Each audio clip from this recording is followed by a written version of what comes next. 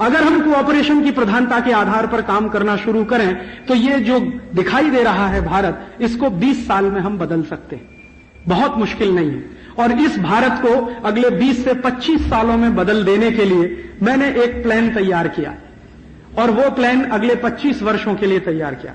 और मैं चाहता हूं कि अगले 25 वर्षों तक इस प्लान पर हम सब लोग अगर काम करें तो 25 वर्षों के बाद हमारी जो नई पीढ़ी जवान होगी, जैसे ये सामने कुछ बच्चे मुझे दिखाई दे रहे हैं, ये शायद उस भारत के बारे में जो गांधी जी ने कभी सपना देखा था, रह सकेंगे ऐसे भारत में और उसको और बेहतर बनाने के लिए काम कर सकेंगे। आप पूछेंगे राजीव भाई, ये 25 साल की जो योजना है, इसके कुछ सूत्र आप बता दीजिए। 2-3 सूत्र बता के मेरा व्याख्यान में पूरा करता हूं। सबसे पहला सूत्र ये है कि हमारे देश में ये जो कंपटीशन घुस गया, इसमें से बाहर निकलना है हमको।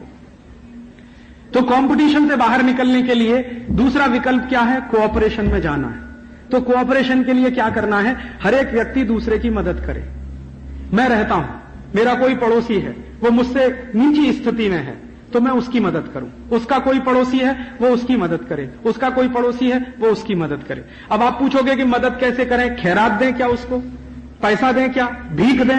भीख नहीं चाहिए उसको, खैरात भी नहीं चाहिए उसको। उसको सम्मानजनक जिंदगी बिताने के लिए कुछ जरूरतें हैं, वो पूरा करने के लिए आपका सहयोग चाहिए। तो आप कैसा सहयोग कर सकते हैं?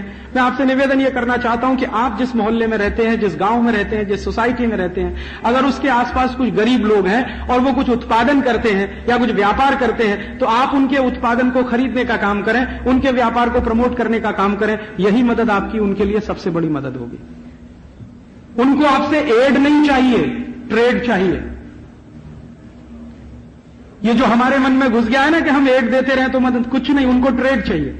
बहुत कुछ लोग बनाते हैं हमारे देश में, लेकिन हम उसको इसलिए नहीं खरीदते कि वो कंपटीशन प्रधान नहीं है।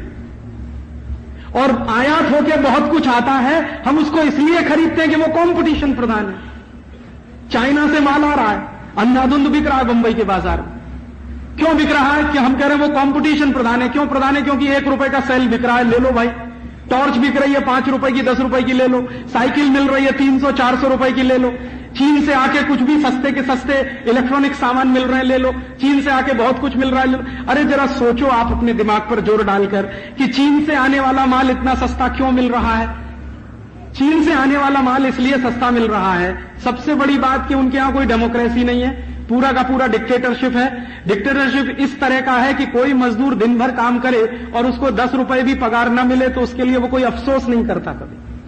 आप जानते हैं हिंदुस्तान की करेंसी और चीन की करेंसी का अगर ध्यान रखा जाए तो एवरेज एक मजदूर को एक दिन में 10 रुपए मिलता है चीन।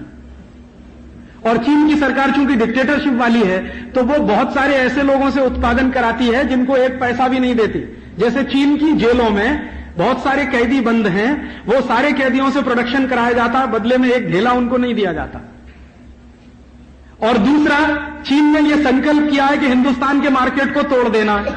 तो चीन की सरकार ने अपने बहुत सारे प्रोडक्ट पर एक्सपोर्ट सब्सिडी बढ़ा दिया और एक्सपोर्ट सब्सिडी बढ़ाकर उन्होंने तीसरा एक बेहतरीन काम और किया है कि जो चीन में बनने वाला माल दुनिया के किसी भी देश में एक्सपोर्ट होगा उस पर लोकल टैक्सेस भी माफ।